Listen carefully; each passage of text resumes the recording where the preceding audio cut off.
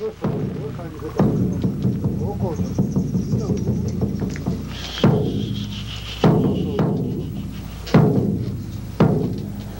you know me? Do you have problems? Why call me to your house?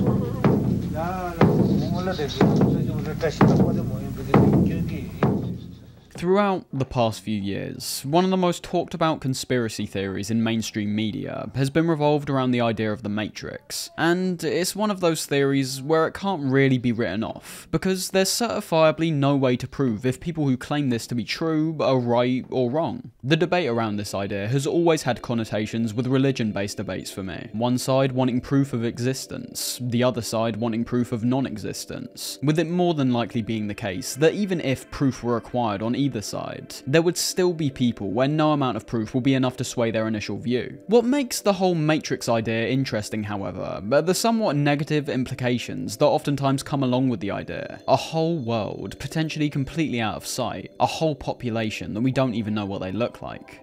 We are living in a computer-programmed reality, and the only clue we have to it is when some variable is changed and some alteration in our reality occurs. You might assume this Matrix would be man-made, thus looking like us humans, but it could be something else entirely. We already think of aliens to be a more advanced life form compared to us humans, and if that's the case, what if these aliens are the ones who aren't going to come visit our Earth in a spaceship, but instead are the ones who created our very existence?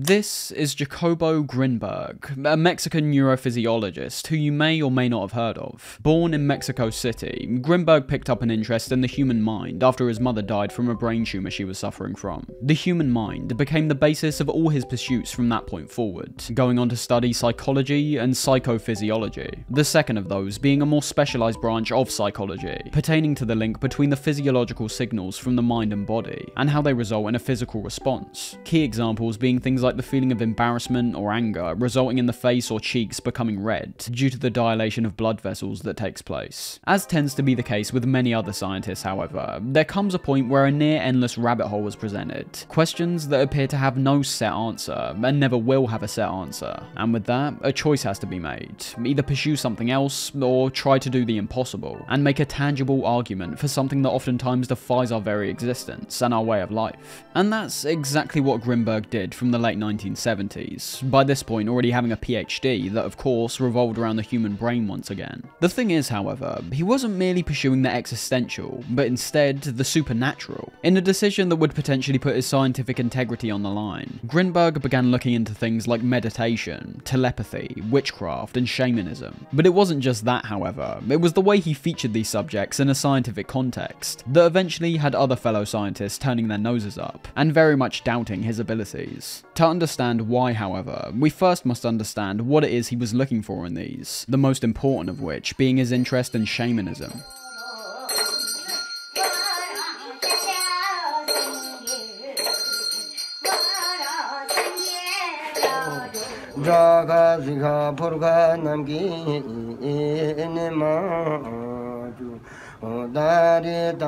Now, shamanism has been described in a number of different ways, some defining it as a religious practice, some saying it's a healing tradition, and others merely defining it as a way of life. The whole basis of shamanism revolves around the spirit world, with a shaman entering into a trance, in which his soul is said to have left his body, where he can then communicate with the other spirits in this astral plane.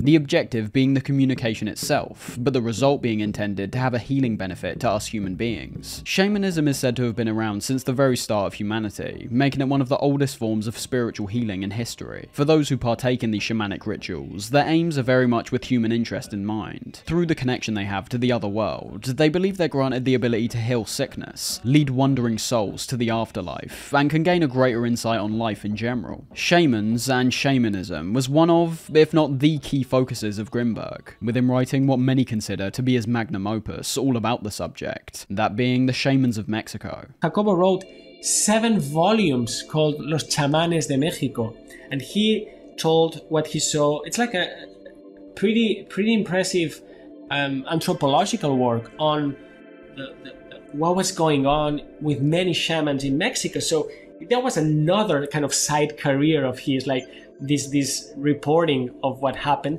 Which, by the book is said to have typos everywhere, and the actual content is said to be all over the place. There's a cohesion, but one that resembles something akin to a complete thought dump. And on top of that, the majority of pictures that were included showing shamans in action are such bad quality you can hardly make out what's going on. To quote an article from the American Scholar, it said that in the book, Grinberg argued that Mexico exists in a state of subjugation to foreign colonial forces that have made it, over the centuries, lose its sense of self. Mexicans, he wrote, suffer from an inferiority complex, kneeling down to what appear to be more powerful systems of thought inherited from Western civilizations, especially when it comes to a rational understanding of the self. Y en este encontrarse a uno mismo, todo adquiere significado.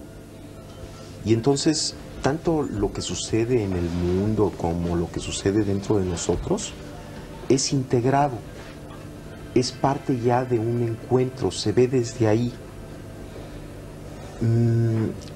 Es delicioso el momento en el que uno pierde todo concepto y toda preconcepción y todo aparece fresco y todo es nuevo y esta observación de momento a momento, como decía Tony, acontece, pero hay algo que está detrás de esta percepción y que yo no puedo pensar que no exista, y es uno mismo, que no es el ego, que uno tiene que encontrarlo y también es muy difícil definirlo, pero tiene que haber ello, porque si no hay eso, entonces no hay significado. Bear in mind, Grinberg was detailing first-hand experiences here. In his book Pachita, he detailed the years he spent alongside Barbara Guerrero, otherwise known as Pachita, who's without a doubt one of the most recognized shamans in Mexico. Pachita was known as a psychic surgeon, and throughout his time spent with Pachita, he recounted seeing surgeries be carried out that, to general human understanding, would be thought of as impossible. Arguably, the most famous of her patients was jazz musician Charles Mingus, who ended up suffering from ALS towards the latter part of his life, eventually dying from a heart attack, with other celebrities like Andy Kaufman also pursuing these more outlandish medical procedures due to Western methods failing them. Other people who witnessed Pachita carry out these medical procedures noted things like a magic light that made the area around the room very clear, and Grinberg said himself that she would create organs out of thin air and put them inside the patient's body. She would receive countless of people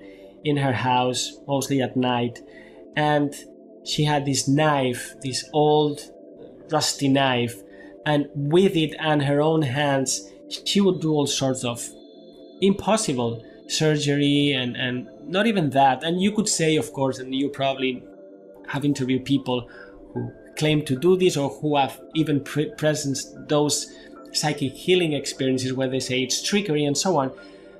But there were like hundreds, if not thousands, of people who came to see Pachita, and she would materialize, it's hard for me to even say, but organs and put them back, total impossibility. And for some reason, Pachita told Jacobo, you stay here with me, you're my helper, and you take notes, you just report what you see. All of these claims having conflicting reports, but from Grinberg's own experiences, it does seem to fit in line with the more mystical side of the argument, recounting how Pachita would seemingly lose present consciousness while performing a surgery, in which she explained it as the Aztec spirit of Cuauhtémoc inhabiting her body. Nowadays, people in the position of Pachita are seen as outright frauds. What used to be known as psychic surgery is now a deceptive medical fraud, but Grinberg aimed to look a lot deeper than what was merely on the surface. This is where things get complicated, and terms like informational matrix and neuronal field get thrown around, so I'll try break it down as simple as possible. The definition of a matrix relates to the idea of something within or from which something else originates, develops, or takes form. An example would be population rates, where as you can see, this matrix is represented as a model, using algebra in this BIDE model to look for exactly what BIDE stands for, the number of births, deaths, immigrations, and emigrations between 2 points in time. How Grinberg saw Pachita's his psychic surgery was a modification of reality through high energetic vibrations, something which he claimed to have seen more than once, with how he also experienced the weather being changed at will. Aside from Grinberg's experiences with shamanism, he was also conducting his own experiments revolved around other spiritualistic practices, like meditation, one of the most notable studies being revolved around having two people meditate together before separating them into different rooms. One person is then subjected to having lights flashed in their face, the intention to elicit some kind of shock response. The person in the other room, however, who's linked up to an EEG machine, showed a very similar shock response at the exact same times the other person elicited one. Over the next few years, he'd repeat the experiment several times, with 25% of the subjects matching up almost perfectly, an exceptionally high percentage for something you'd assume would be completely random. The conclusion coming about when trying the study again on a control group who didn't meditate with each other, and as a result, not witnessing any correlation, leading Grinberg to establish the Syntergic theory. Syntergy being a self-coined term combining the words synthesis and energy. This theory links to the idea of space and brain activity, suggesting that we all live in a type of hologram, an informational matrix, and that much like he saw with his time observing Pachita and partaking in other kinds of shamanic rituals himself, someone with a high enough Syntergic neuronal field will be able to have a greater degree of control and bend this hologram at will. Se interesa fundamentalmente en explicar o en tratar de explicar cómo aparecen las imágenes, cómo aparecen los sonidos, cómo aparecen los diferentes niveles de la realidad. Entonces, en este sentido, la teoría sintérgica tiene relación con esta concepción chamánica, pero no surge de ella, está relacionada, porque esta teoría también es un intento teórico para tratar de explicar cómo se crea la percepción. Pero la nomenclatura que utiliza es diferente a la que utilizan los chamanes, aunque las conclusiones son muy similares. La teoría sintérgica afirma que existe una organización básica del espacio. Esta organización básica sería como una matriz, un enrejado, una celosía, cuyo estado fundamental es de total coherencia y simetría. En esto está de acuerdo también la física contemporánea. Cualquier modificación en esta matriz fundamental del espacio, un instrumento físico la detecta como una partícula elemental. Entonces el instrumento detecta que hay algo que aparece contra un fondo estable de total coherencia, y los físicos y las gentes que conocen lo que significa la medida del instrumento hablan de la aparición de una partícula elemental. La idea es que las distorsiones de la latiz, sobre todo las distorsiones complejas, son lo que podemos denominar objetos.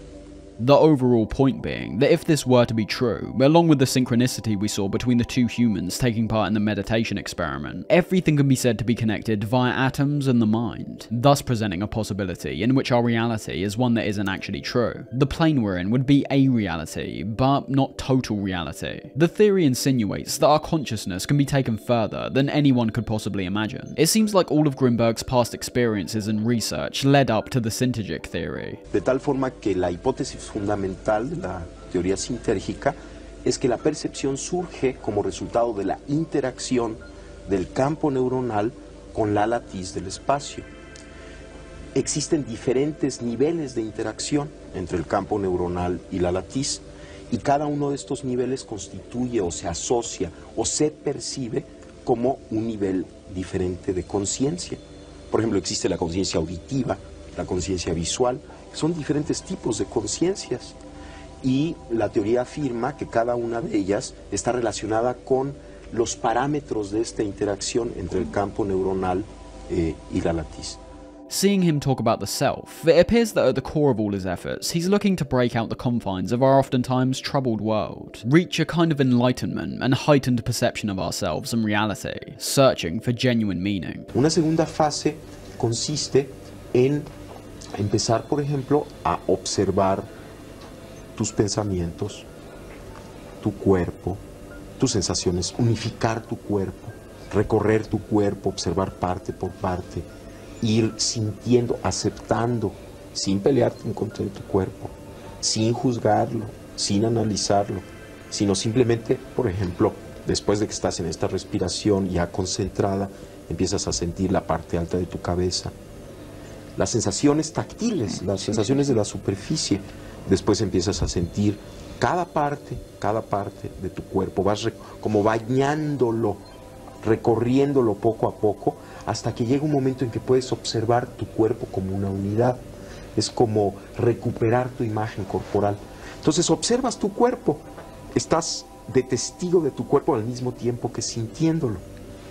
Cuando logras hacer esto, el budismo, porque es una técnica budista, se llama vipassana, es una forma muy extraordinaria de curarse, de limpiarse, además de colocarse en el punto de observación en donde puedes percibir todo tu cuerpo como una unidad. Estás aceptando todo lo que sucede ahí, pero estás en una posición trascendente con respecto al mismo. Exactamente. El siguiente paso. But then comes the most intriguing part of Grinberg's story, one that's led to numerous theories about what could have possibly happened. That being how in 1994, 4 days before his 48th birthday, Grinberg disappeared. He vanished, with not a single trace being left behind. It's important to note that Jacobo Grinberg wasn't a complete zero. He wasn't this unknown guy making up theories that everyone just ignored. As you've seen from the prior clips, he appeared on national television. He was known by the Mexican people. He was making theories and conducting research that, while having many people disagree with, was still actively being acknowledged. And adding to that fact, judging from how he spoke, how he conducted himself, how he wrote, there doesn't appear to be any signs that he was mentally unwell. That's when just looking on the surface, however, despite the outlandish claims that represent his entire career. It was in 1994 specifically where Grinberg showed signs of intense paranoia, perhaps having all of his research and existential musings catch up to him, being very concerned of his own well-being. Not to mention as well, throughout these years and years of research, Grinberg was regularly ingesting hallucinogenic substances. He may very well have just reached his boiling point, pushed his mind beyond the point of repair. The circumstances around his disappearance are rather strange, to say the least. On the run-up to his disappearance, he informed his daughter that he was taking a trip to Kathmandu. However, upon his disappearance, it was discovered that even if he did have a plane ticket to Nepal, there was no record of him using it, no record of him boarding any plane, no record of him leaving Mexico, and no sightings of him in Kathmandu. Grinberg's wife was a point of contention for his family, being concerned over the bipolar condition she was suffering from, and believing she wanted to control him. One of Grinberg's brothers claimed that Grinberg himself was concerned about the possibility of being murdered, this mysteriously being brought up during their very last interaction with each other. Because of the unique circumstances Grinberg found himself in, however, disappearing and still not being found to this day, there's also some more outlandish theories pertaining to his vanishing. With all of his research attempting to break out the confines of the status quo, search beyond the barrier, beyond what we perceive as reality, there's people who have the view that Grinberg merely knew too much for his own good, and was sharing far too much out in the open. The CIA is something else that gets synonymously brought up alongside his disappearance, with some people thinking that in his final days, Grinberg had perhaps discovered a breakthrough in regards to what had been his life's work up to that point, being taken away by the CIA and never seen again. What makes this even more interesting is when we take a look at the CIA's online reading room, a website set up by the CIA that digitizes formally classified documents to keep in line with the Freedom of Information Act. 3 results come up upon searching Grinberg's name, all coming under the Stargate collection, with Stargate being a secret unit in the US Army who aim to investigate psychic phenomena in military and domestic intelligence applications. Key focuses being on things like mind control and telekinesis, so it's no wonder Grinberg would have been consulted in some proportion. The CIA argument is arguably the easiest one to go to with this knowledge. They were very much aware of his presence, knew exactly what it was that he specialized in. There's no proof whatsoever pertaining to any kind of murder or secret imprisonment. Even if it did have something to do with his wife, for example, there was no body found, and if he's actually alive, no one's seen him at all. Bearing in mind as well, there's another theory that arises from his wife's behavior at the time of his disappearance. Because, as you understand, if someone isn't heard from in a week or two, especially someone who already showed aspirations to go across the world already, there's not going to be any major concerns to begin with. Those closest to Grinberg first thought something was off due to him not coming into the laboratory without letting any of them know, but upon being told by his wife that he'd gone on a trip, something he was known for doing, there was no real fuss. As time passed, however, things became slightly more concerning, until his wife disappeared as well. Neither of them have been seen since. What could this all mean? How does someone, especially someone with the notoriety of Jacobo Grinberg, just disappear? Was he kidnapped because he knew too much? Had he lost his mind and ran off without anyone realizing? The theories that have spawned out of this disappearance even run as deep as comparisons to other people, with some people saying that a Mexican mystic whose name is Shiva Shambo is actually Grinberg, although I'm not so sure about that one. Theories about Grinberg's disappearance even managed to go full circle, with Pachita's grandson claiming that he's very much alive, and is still trying to prove his Syntergic theory. Ultimately, we just don't know. And unless Grinberg himself makes a shocking reappearance in the near future, I'm not sure we ever really will know. But regardless of that fact, Jacobo Grinberg is a figure that remains intriguing from top to bottom. From his work, to his experiences, to his disappearance, it's undeniable that Grinberg throughout his entire life had a constant and heavy pursuit to uncover all the secrets this world and our minds had to offer. Basically, and he said it very clearly, all his life was an exploration of the question, where does experience come from? And the way he theoretically framed it is by bringing together these neural fields and this organization of space, and then he called it the lattice, so it's like the space in its purest form that then gets distorted, and so that those distortions are what give rise to physical things, objects, and so on. And it is this interaction that gives rise to experience. He's someone who's the antithesis of complacency. It appeared that although he didn't show an aversion to the Earth and its people, he wasn't satisfied knowing in himself that there was something more. Not just in terms of a godlike entity, but a different plane of existence that lies just out of reach. One that people can only enter under the right conditions, quite literally manipulating space-time. And that's of course another thing that some people think happened to him, that he eventually managed to gain a level of understanding in which he himself was able to enter this different plane, breaking out of what some scientists now envision as a two-dimensional hologram, and heading into another one. Despite disappearing without leaving a shred of evidence, Grinberg leaves behind a principle that still remains interesting today, primarily due to its unique basis amongst shamanic culture, meditation, and telepathy. And whether he's transitioned to another plane of existence, or somehow, somewhere, still resides on this very Earth, his legacy is one that's incredibly strange, but also one that won't be forgotten anytime soon.